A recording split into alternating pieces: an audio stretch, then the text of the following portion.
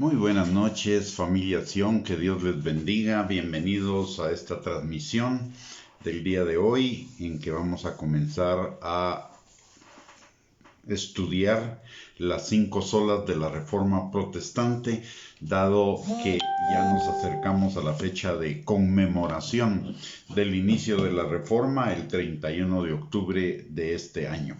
Pero antes de comenzar la enseñanza, vamos a orar. Amante Dios y Padre Celestial, te damos gracias, Señor, en el nombre de Jesús por esta noche y por el privilegio que tú nos das, Señor, para reunirnos, para escudriñar juntos tu palabra, Señor. Padre, te damos gracias porque tú eres un Padre bueno, misericordioso, amoroso, que tiene cuidado de nosotros en cada una de las áreas de nuestra vida y en todas circunstancias, Señor, porque tú eres nuestro Padre, nuestro proveedor, nuestro Salvador, nuestro libertador, sanador, nuestro refugio y fortaleza, nuestro castillo y nuestro protector y tantas otras cosas más, Señor.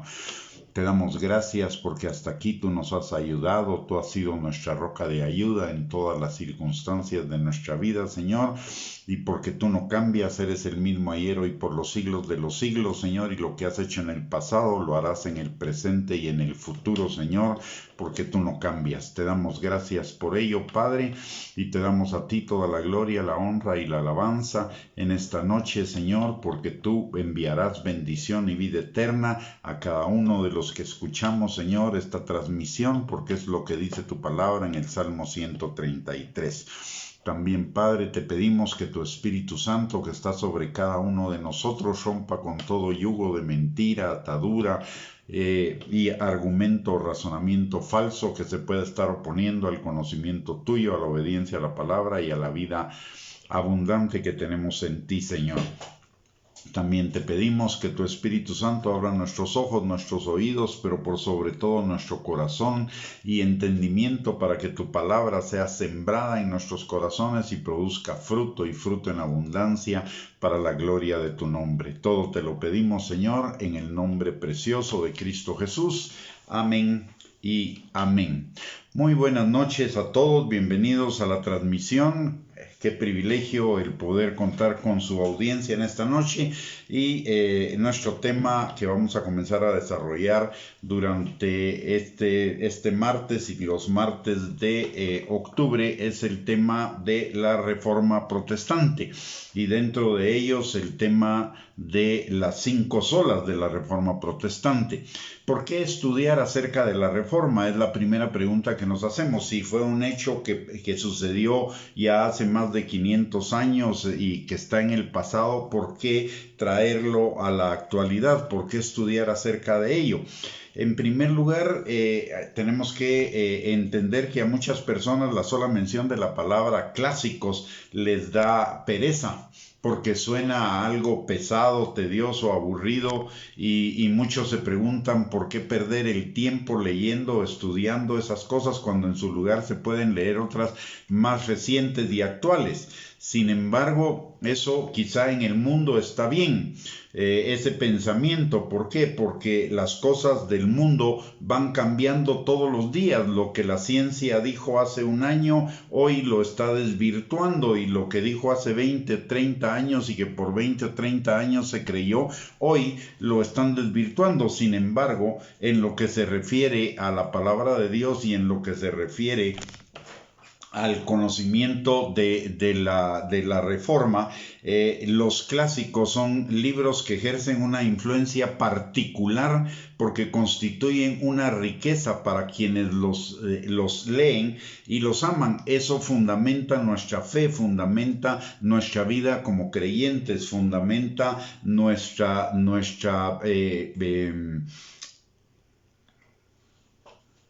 fe. En realidad, la palabra de Dios, la reforma no es una nueva fe.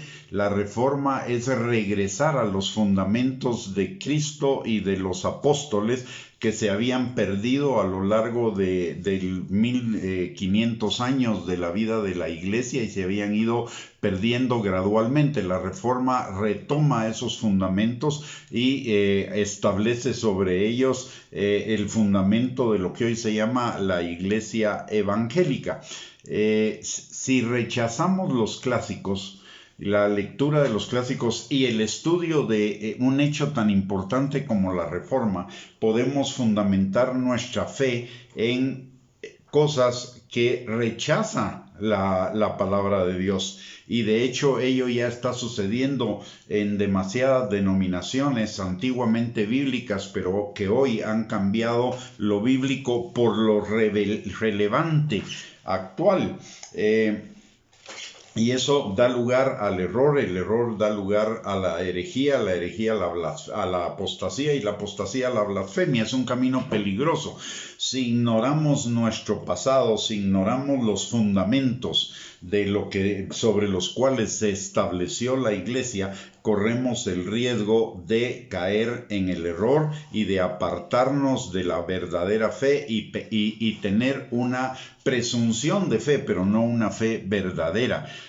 Recordemos que lo que la palabra de Dios dice es que mi pueblo perece por falta de conocimiento.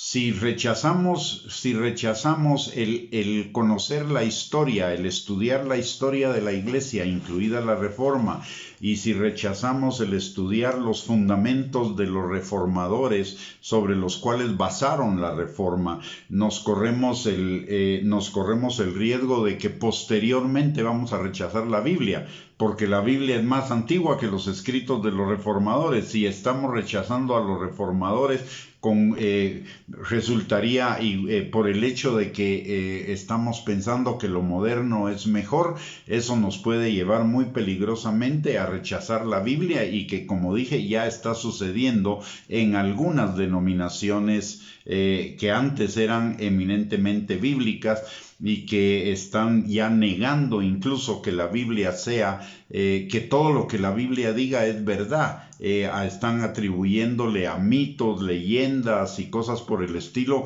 algunas partes que son sobrenaturales de la Biblia, pero si comienzo a negar una parte de la Biblia voy a terminar negándola toda.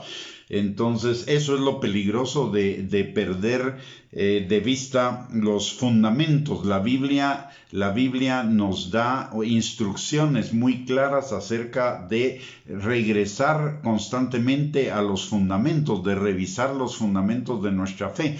En Jeremías, en el capítulo 6, versículo 16, la palabra de Dios dice: así dijo Jehová: paraos en los caminos y mirad y preguntad por las sendas antiguas, cuál sea el buen camino, y andad por él, y hallaréis descanso para vuestras almas. Mas dijeron: no andaremos. En Jeremías 18:15, es decir, negaron el volver a las sendas antiguas, el revisar sus creencias y su fe en función de las sendas antiguas. En Jeremías 18:15 la palabra también dice: porque mi pueblo me ha olvidado, incensando a lo que es vanidad, y ha tropezado en sus caminos, en las sendas antiguas, para que camine por sendas y no por camino transitado. Y más aún en este tiempo, eso resulta ser muy importante, el volver el estudiar nuestro origen, nuestros fundamentos, y lo que los clásicos, lo que los grandes hombres de Dios han escrito. Si leemos acerca de autores cristianos modernos, con cuánta mayor razón no deberíamos leer aquellos que son clásicos y que a lo largo del tiempo han permanecido. Un clásico es alguien que ha soportado la prueba del tiempo, alguien que con lo que escribió quedó demostrado que lo que escribió es un fundamento sólido, que no cambia con la moda, con la cultura, con el tiempo, con el lugar, con las circunstancias, sino que permanece firme, así como la Biblia. No tiene la misma categoría que la Biblia, pero son libros importantes que van a contribuir a enseñarnos sabiduría, consejo, entendimiento acerca de pasajes de la Biblia que son fundamentales para nuestra vida cristiana. En Jeremías 2, versículos del 11 al 13, para los que descuidan los clásicos, la palabra tiene algo que decirles. Dice: ¿acaso alguna nación ha cambiado sus dioses, aunque ellos no son dioses? Sin embargo, mi pueblo ha trocado su gloria por lo que no aprovecha. Espantaos cielos sobre esto y horrorizaos. Desolaos en gran manera, dijo Jehová, porque dos males ha hecho mi pueblo. Me dejaron a mí fuente de agua viva y cavaron para sí cisternas rotas que no retienen agua. Y en el Salmo 11:3 el Señor nos hace una pregunta: si fueren destruidos los fundamentos, ¿qué ha de hacer el justo? Pues reconstruirlos, volver a esos fundamentos. Hoy, cuando comparamos las enseñanzas de los apóstoles, las enseñanzas de los padres de la iglesia, las enseñanzas de los clásicos de la iglesia, en relación con las enseñanzas que en muchos lugares están dando el día de hoy, resulta algo asustante el hecho de, no tengo otra palabra, en este momento no se me ocurre, pero resulta asustante el hecho de ver cuántas de esas doctrinas o enseñanzas que se están dando hoy no aparecen para nada ni en los escritos de los padres de la iglesia, ni en los escritos de los clásicos, y que no tienen un fundamento sólido en la palabra de Dios, porque desconocemos los fundamentos sobre los cuales se debe basar nuestra fe, porque no hemos estudiado a los clásicos, y eso está determinando o está preparando el camino para lo que va a ser la gran apostasía que se va a producir dentro de la iglesia llamada cristiana en los últimos tiempos, en los cuales ya estamos entrando. Por eso necesitamos estudiar los fundamentos de la Reforma y las 5 solas para recordar sobre qué debe fundamentarse nuestra fe todo el tiempo. Además de ello, cuando no vemos la salida a alguna situación o algún problema de nuestra vida, aunque es inmediato, no hay nada como recurrir a aquellos que han tenido la experiencia y la sabiduría para salir de esas situaciones y que ha quedado reflejado en sus escritos, por viejos que sean. Pero ellos pueden venir en nuestra ayuda cuando más los necesitamos. Todos necesitamos libros que corrijan los errores característicos de nuestro propio período, y esos son los libros antiguos. Hoy, si solo nos quedamos con la modernidad y sin que esa modernidad esté anclada al pasado, a los fundamentos que han permanecido a lo largo de 2000 años, tenemos el problema de que podemos caer en la misma ceguera del mundo que ha caracterizado el siglo pasado y este siglo. Nunca antes el mundo ha creado enseñanzas y divulgado enseñanzas a través de los sistemas educativos que son contrarios a lo que dice la palabra de Dios.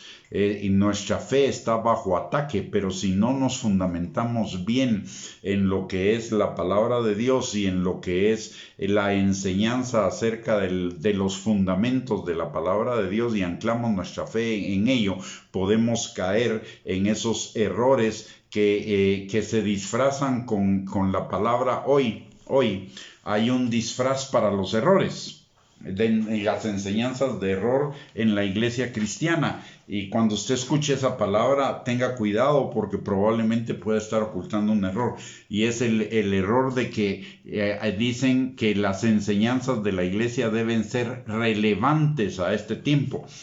Perdóneme, pero la Biblia no es más relevante hoy de lo que fue hace 2000 años. La Biblia no cambia, la Biblia es relevante a través de todos los tiempos. Dios no cambia, Él es el mismo ayer, hoy, por los siglos de los siglos. La ley moral de Dios no cambia, y la palabra de Dios nos habla acerca de la ley moral de Dios por todos lados. Entonces no hay que hacer relevante la Biblia a esta época o a este tiempo. Eso quiere decir hacer la Biblia, adaptar la Biblia a lo que la gente del mundo piensa en este tiempo. o a las aspiraciones de la gente de este tiempo. Eso es lo que significa, y eso nos puede llevar a un error. El protestantismo en América Latina en general y en Guatemala en particular adolece de un problema grave, y es que ignora o ha ignorado a los grandes autores, a los autores clásicos del ámbito cristiano, que han acumulado sabiduría y experiencia vital a lo largo de estos 2 siglos de experiencia o de vivencia de la Iglesia.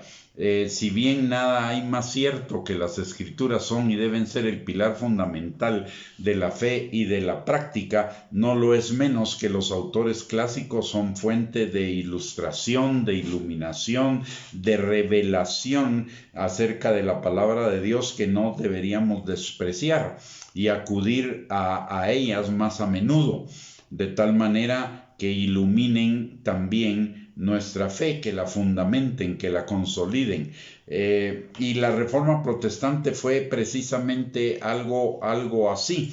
Durante 1500 años de existencia de la Iglesia, desde la muerte de Cristo hasta el año 1517, que fue el momento en el cual se inicia la Reforma visiblemente, la Iglesia fue sufriendo un deterioro gradual, paulatino, en cuanto a doctrinas fundamentales, de tal manera que después, y el proceso de deterioro fue lento, de tal manera que la gente se fue adaptando poco a poco a eso y dejaron de verlo como mal, porque se apartaron de los fundamentos. Fue un proceso paulatino. ¿Sabe cómo qué fue ese proceso? Como cuando, yo no sé si usted ha escuchado que hay una sopa que se llama la sopa de ancas, que es de ranas.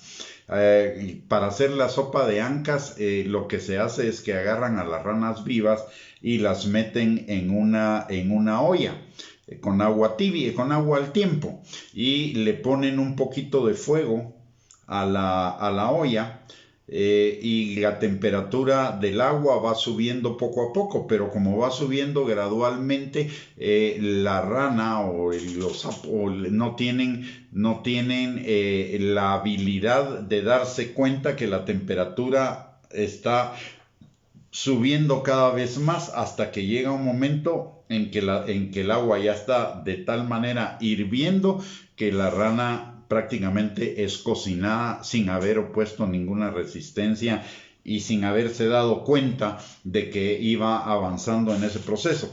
Pues así se dio con la Iglesia cristiana en esos primeros 1500 años. Al principio la Iglesia se fue estructurando a partir del año 100, ya era una iglesia estructurada, una iglesia fuerte, que se hizo más fuerte a raíz de la persecución del Imperio Romano. Ya no, en los primeros tiempos, en el primer siglo, la persecución vino de parte de los judíos, pero a partir del segundo siglo, o de finales del primer siglo y a partir del segundo, la persecución fue de parte del Imperio Romano, hasta que más o menos en el año 350 después de Cristo, la Iglesia fue adoptada por el Imperio Romano como la religión oficial, y tuvo que hacer algunos cambios de adaptación para ser aceptada por los romanos. Ahí fue el primer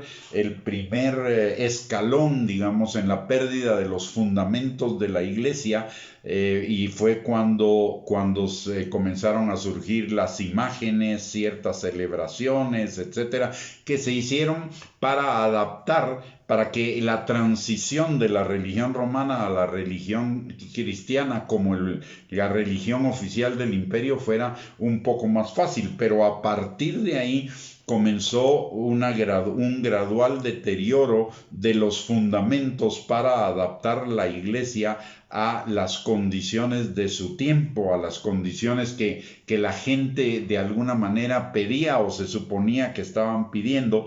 hasta que llegó a un nivel de deterioro ahí por los años 1500, por el año del que comenzó la reforma, en 1517, donde las enseñanzas de la iglesia iban en función de las necesidades de la jerarquía eclesiástica para sostener su poder, para sostener su influencia y para sostener su economía. El hecho que marca la reforma es el momento en el que Martín Lutero cuelga lo que se llaman sus 95 tesis en la abadía o convento de Wittenberg en Alemania. Martín Lutero era el director de esa abadía, de ese convento, y que a la vez era como una universidad donde estudiaban el clero de su tiempo, y en ese momento él establece, él pone el 31 de octubre de 1517, él cuelga esas 95 tesis en la puerta de esa abadía, porque esa era la costumbre en aquel tiempo cuando algún asunto debía discutirse para que todos los interesados lo estuvieran enterados. Él cuelga esas 95 tesis que no eran ni más ni menos que una invitación a debatir esas tesis. Él no las estaba afirmando totalmente, sino las estaba sacando a luz para debatirlas. Sin embargo, ese momento fue simplemente la culminación de momentos precedentes. Ningún movimiento social surge de la nada, y este movimiento dentro de la iglesia, de reforma de la iglesia, no surgió de la nada de un momento a otro, sino se fue preparando durante varios años. Es más, se preparó más o menos durante unos 150 años, donde comenzaron los primeros sacerdotes, digamos, a cuestionar lo que la iglesia estaba sosteniendo como sus doctrinas fundamentales. La iglesia cristiana de ese tiempo estaba sosteniendo como sus enseñanzas fundamentales, y la pretensión no era de ninguna forma establecer una iglesia diferente, sino era transformar y regresar a la iglesia existente a lo que había sido sus fundamentos, de la misma manera que lo hizo Jesús. Jesús no vino a fundar una nueva religión, él vino a volver el judaísmo a sus fundamentos, a sus raíces. Sin embargo, por la persecución que se desató en contra de Jesús y en contra de los cristianos tuvieron que apartarse del judaísmo y fundar, digamos, una iglesia aparte, porque no tuvo cabida todo ese impulso reformador y de regresar el judaísmo a sus fundamentos, a la palabra de Dios. De la misma manera sucedió con la reforma. La pretensión de los reformadores, de hecho todos los reformadores eran parte del clero de ese tiempo, no era ninguno de afuera, fue de adentro, y ellos lo que pretendían era regresar la iglesia a sus fundamentos, pero la jerarquía de la iglesia cristiana de ese momento se opuso, porque eso significaba pérdida de sus privilegios, pérdida de su poder, pérdida del control que ellos tenían, como sucedió también con los fariseos en el tiempo de Jesús. Y entonces se desata una persecución, y una persecución muy violenta, donde se buscaba la muerte de los reformadores y de sus simpatizantes a través de la Inquisición, y desgraciadamente también algunos sectores de la iglesia reformada usaron la violencia para reprimir a los que seguían las viejas doctrinas de la iglesia, o las doctrinas cerradas de la iglesia cristiana, los que se mantenían en ellas. De tal manera, aquí hay un punto que quiero aclarar. Tanto la iglesia evangélica como la iglesia católica inician en 1517.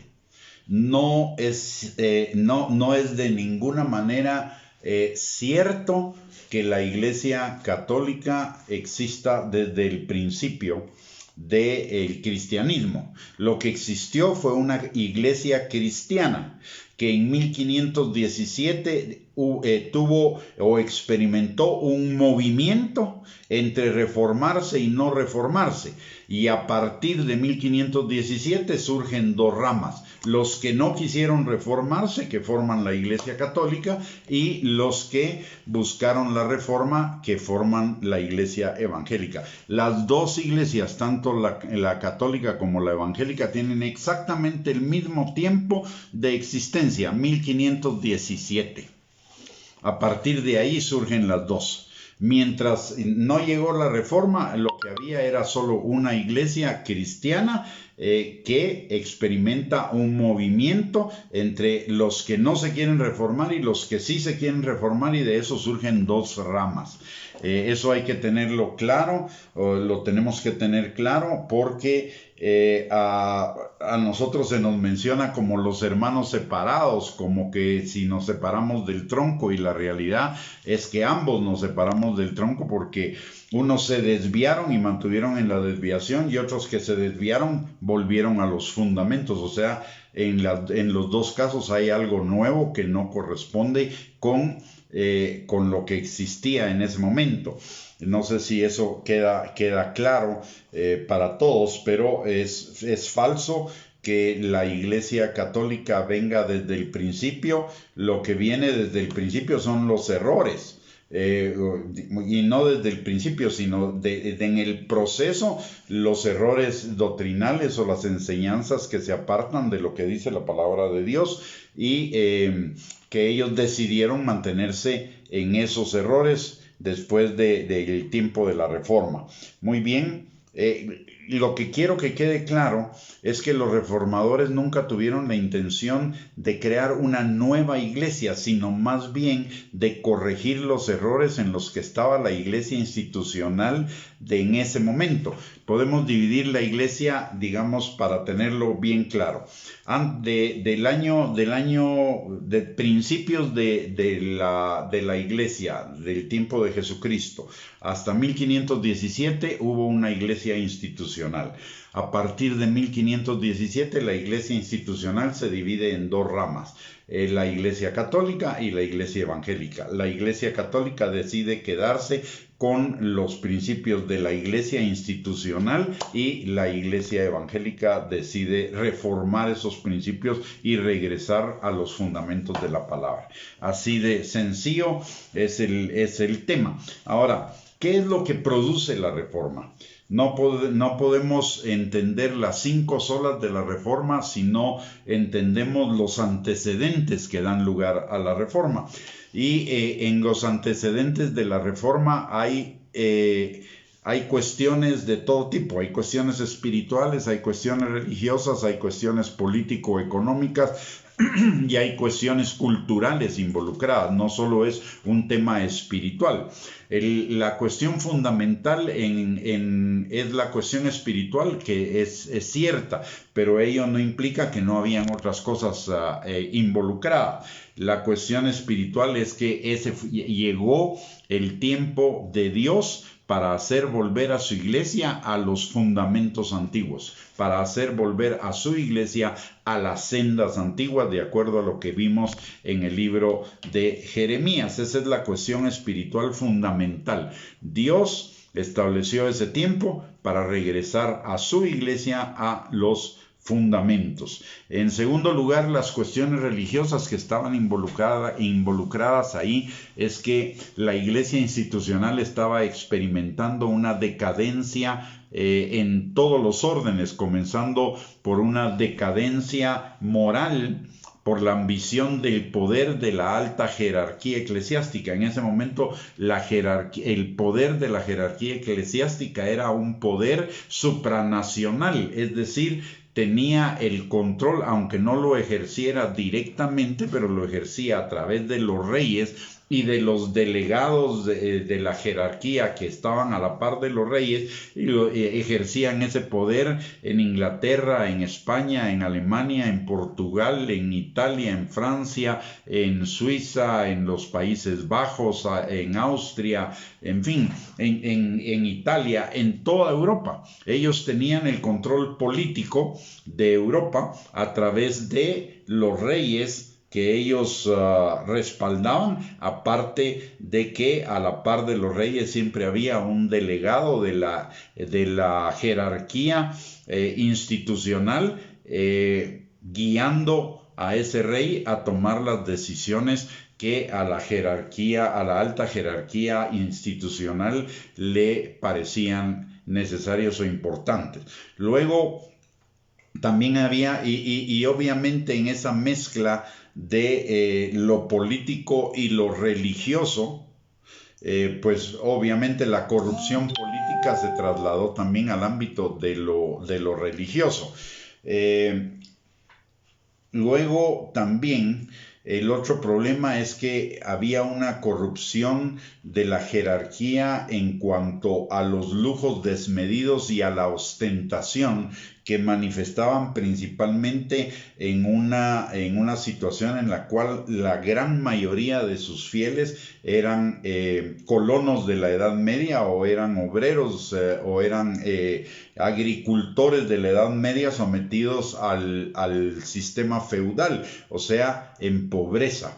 Aparte de ello, la iglesia estaba totalmente divorciada del pueblo y de sus problemas y sus necesidades, porque estaba sosteniendo una jerarquía política que la beneficiaba, se beneficiaba de esa situación en lo económico, en lo político y también en las cuestiones de poder. Entonces no estaba interesada en cambiar la situación, convalidaba un sistema feudal que era un sistema de semiesclavitud de toda la gente y de sometimiento de toda la gente a los caprichos de los señores feudales. Aparte de ello, se había establecido institucionalmente un imperio económico a través de la venta de cargos religiosos, a través de la venta de reliquias, a través de la venta de indulgencias y a través de impuestos papales que no aparecen en ninguna parte de la palabra de Dios en relación a que de ahí debe sostenerse la iglesia. Por el otro lado, había desde más o menos 150 años, más o menos desde el 1350, comienzan a presentarse voces disidentes dentro del clero por la separación de las enseñanzas institucionales con respecto a las enseñanzas de la palabra de Dios. Dos de los antecedentes de la Reforma de ese tiempo son John Hus y John Wycliffe, uno en Alemania y el otro en Inglaterra.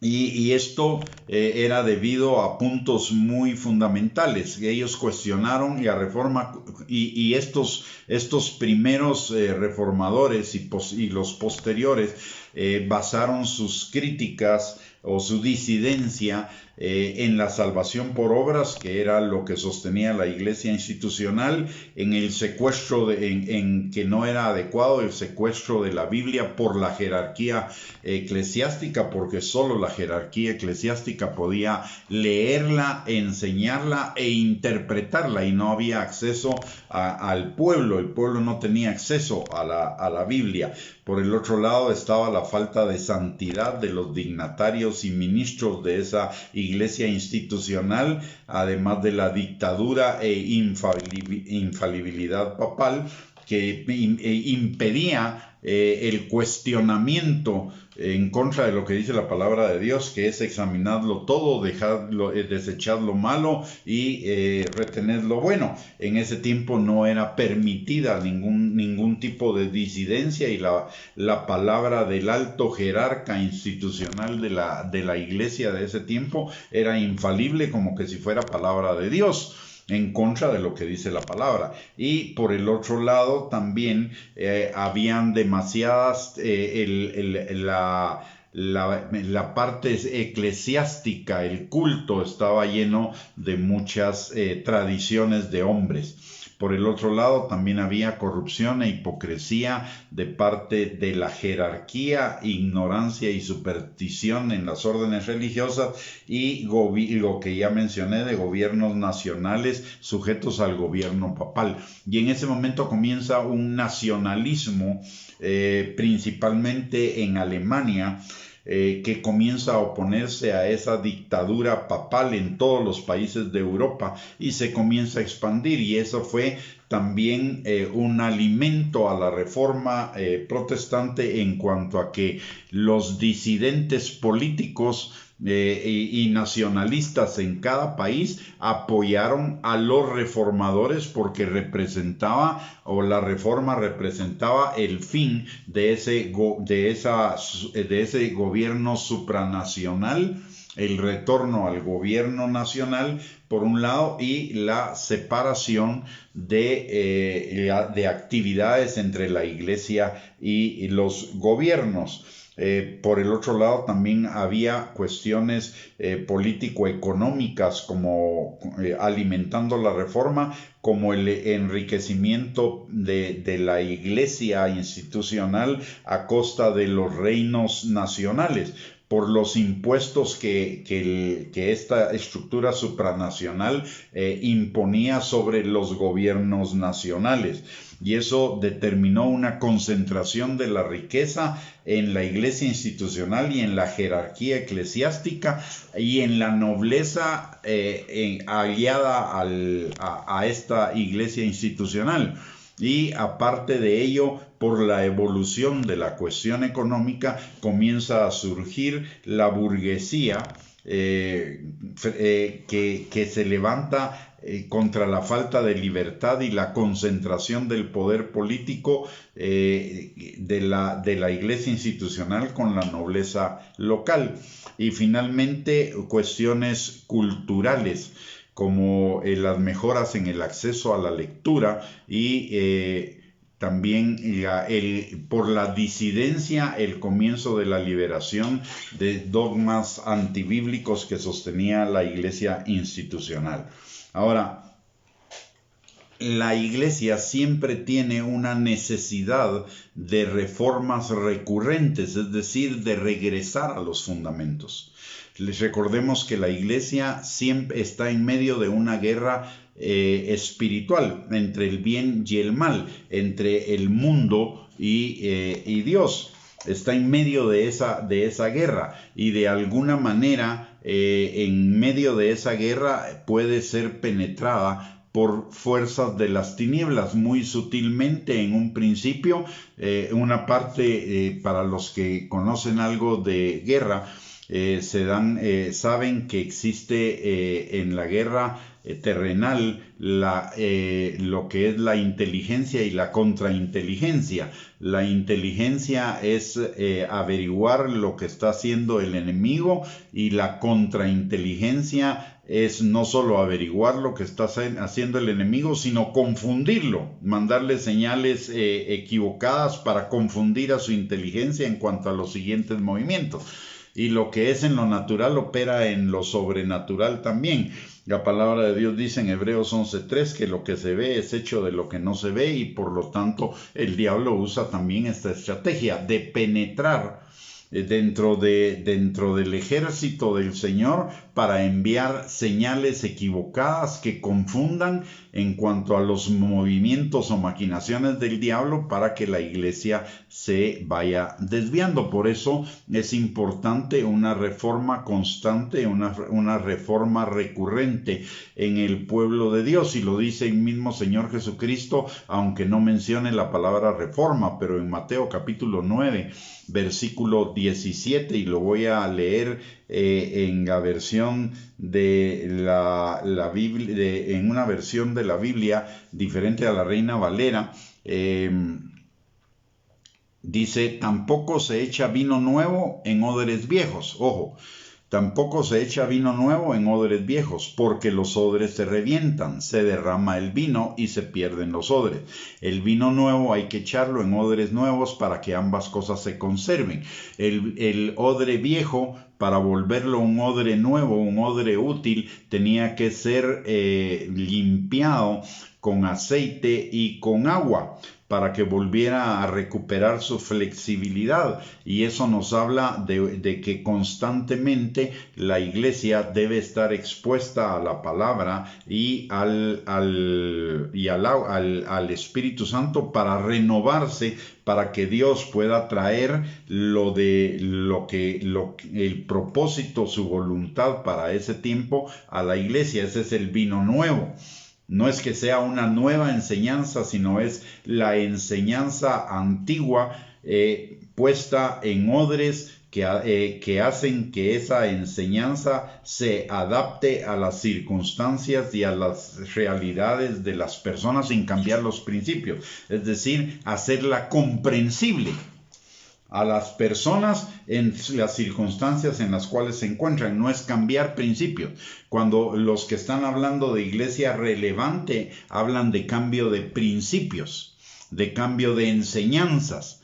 Pero en lo que el Señor nos está enseñando con esto de los odres nuevos es que son las mismas enseñanzas, solo que adaptadas a las personas de ese tiempo, a los problemas de las personas de ese tiempo. Por ejemplo, hace 200 años las personas no enfrentaban la situación del aborto, de las drogas, de la corrupción o del crimen organizado, etcétera, y ahora sí. Entonces ese ser odre nuevo significa renovarnos con la palabra y con el Espíritu para de los principios de la Biblia tomar los que son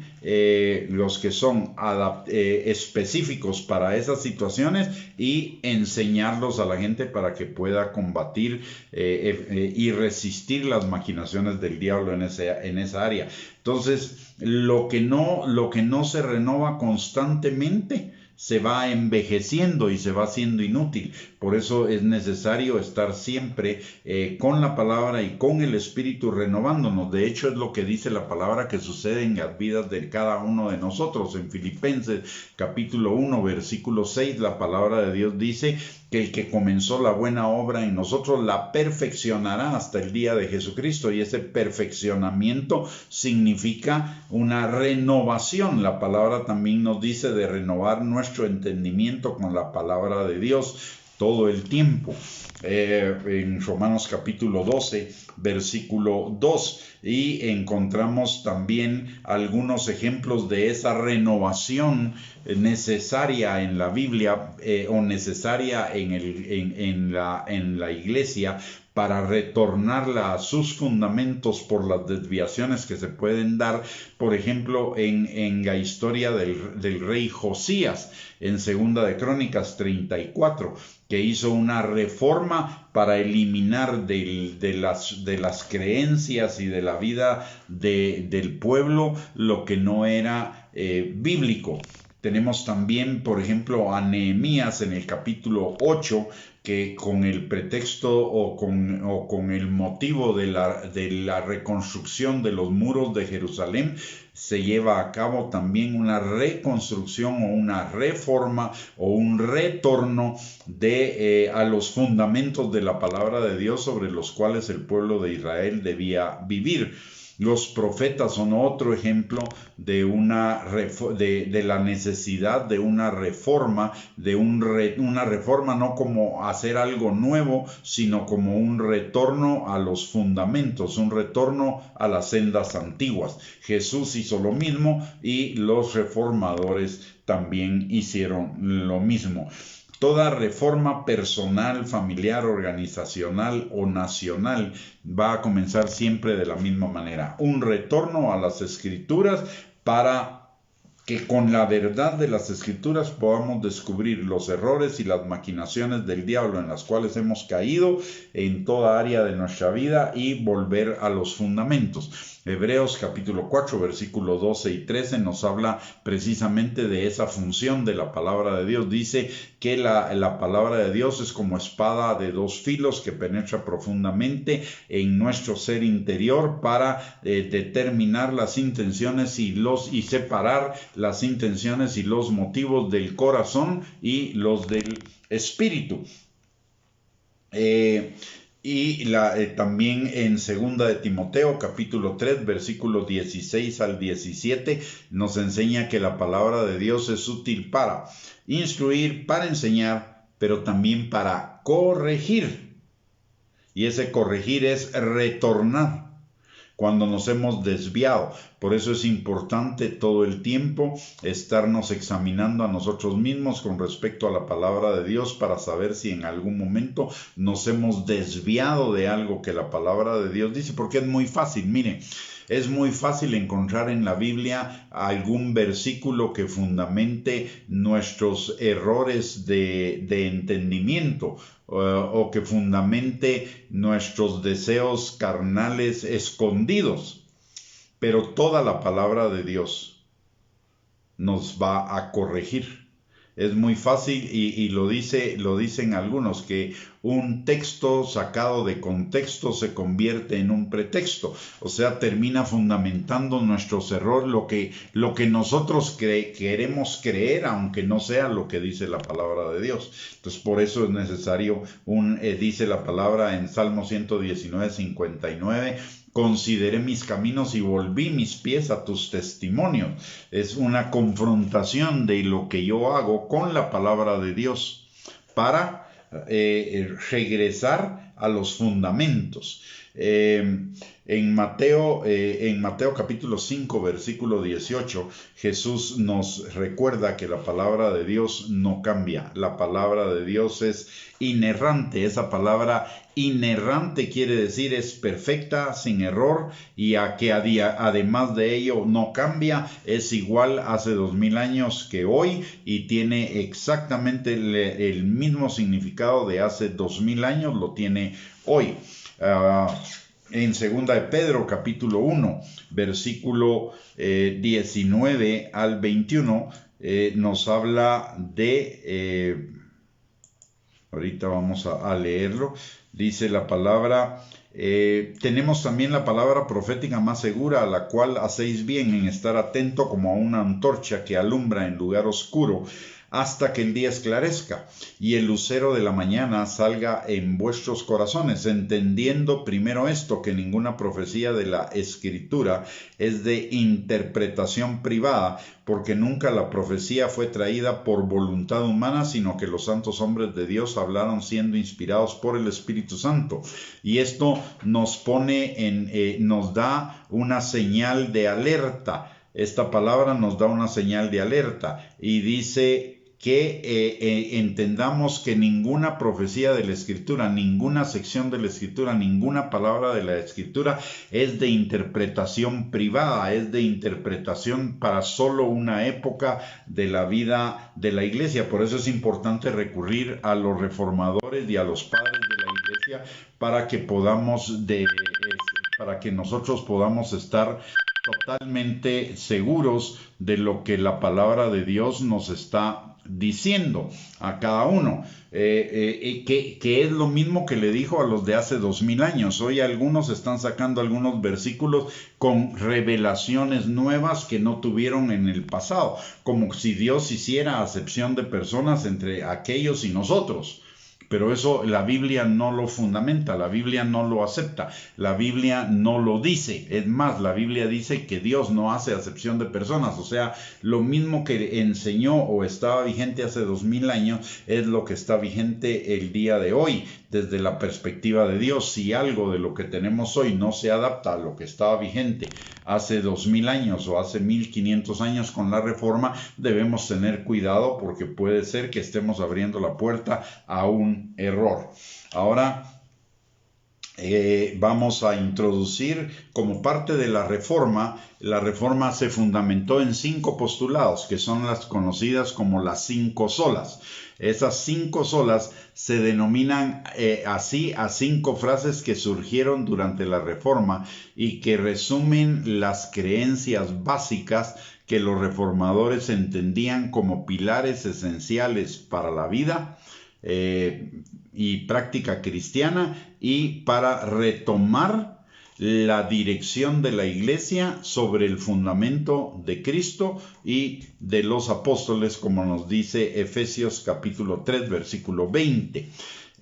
Todas y cada una de las solas iban dirigidas a cuestionar, rechazar y oponerse explícitamente a prácticas y doctrinas extendidas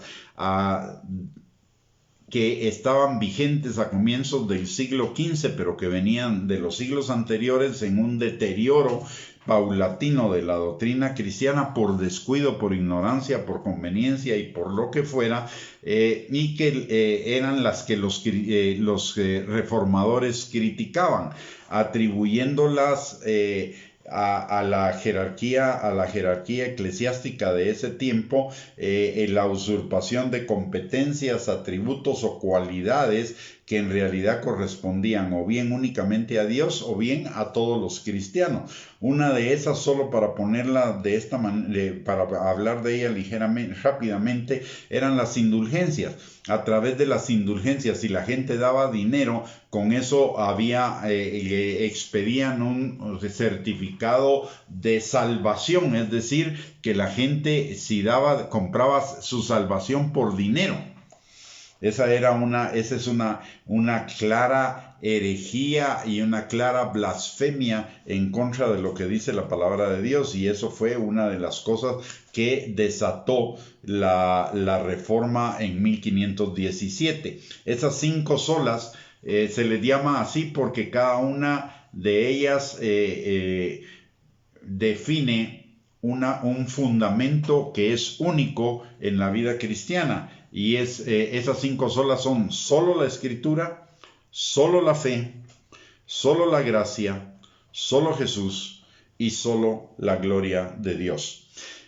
Las 5 solas no se articularon inmediatamente en el tiempo de los reformadores, sino años después. Pero en la mayoría, pero los reformadores las utilizaron, pero ninguno las catalogó juntas. Esa catalogación vino después. Sin embargo, en la mayoría de los reformadores, las primeras articulaciones de las solas normalmente solo especificaron 3. Escritura sobre tradición, que es solamente la escritura; fe sobre obras, o solamente la fe; y gracia sobre mérito, solamente la gracia, aunque mencionaban las otras 2, que era solo Jesús y solo la gloria de Dios, pero normalmente se referían a ellas 3, suponiendo las otras 2, dando por supuestas las otras 2, y cada una de estas 5 solas tenía la intención de reivindicar la verdadera enseñanza del Evangelio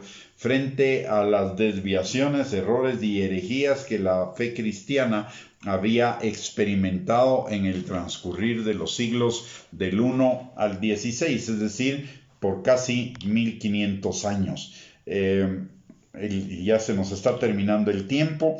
El día de hoy vamos a dejarlo hasta acá como la introducción a las 5 solas, y la próxima semana vamos a comenzar a ver cada una de ellas y su aplicación práctica en la vida de cada uno de nosotros el día de hoy, para fundamentar, afirmar, consolidar y establecer bien nuestra fe de cara a la inminencia de la venida pronta de Cristo por su iglesia.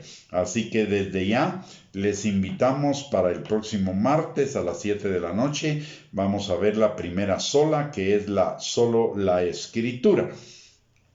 Ya vamos a ver cuál fue su enunciado, cuáles son sus implicaciones y cómo aplican a nuestra vida el día de hoy. Así que los esperamos el próximo martes, 7 de la noche, en esta misma página. Si esta enseñanza fue de bendición para usted y la puede compartir con sus contactos en las redes sociales, para bendición de ellos, sería excelente también. Así que vamos a terminar orando y le reitero la invitación para el próximo martes a las 7 de la noche.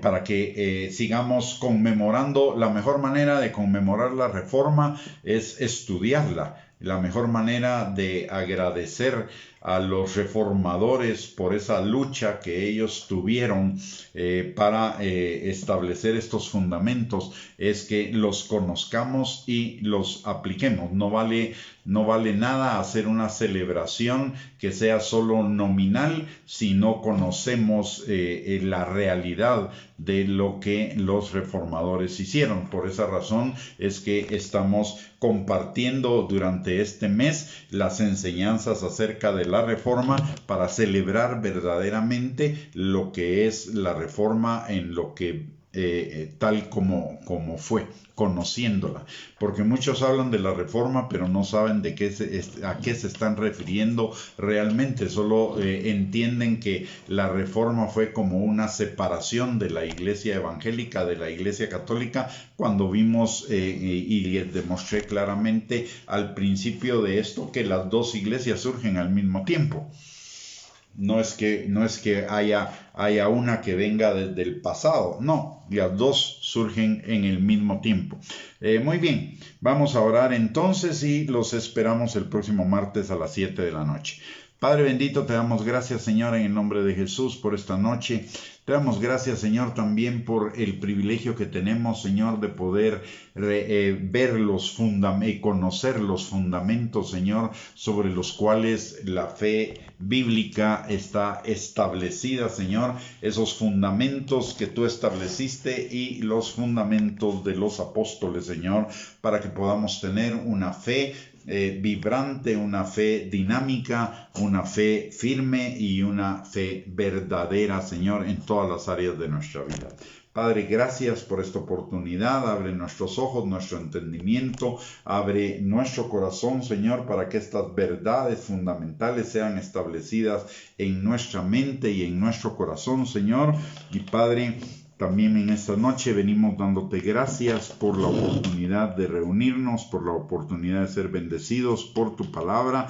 Y Señor, también te pedimos en esta hora que tu Espíritu Santo que está sobre cada uno de nosotros, Señor, esté sobre nosotros y sobre los nuestros, sanando, liberando, restaurando, proveyendo, fortaleciendo, guardando, Señor, protegiendo, pero por sobre todo, Padre, que tu Espíritu Santo opere sobre aquellos que todavía no te conocen, Señor, y los atraiga con lazos de amor hacia ti, Padre.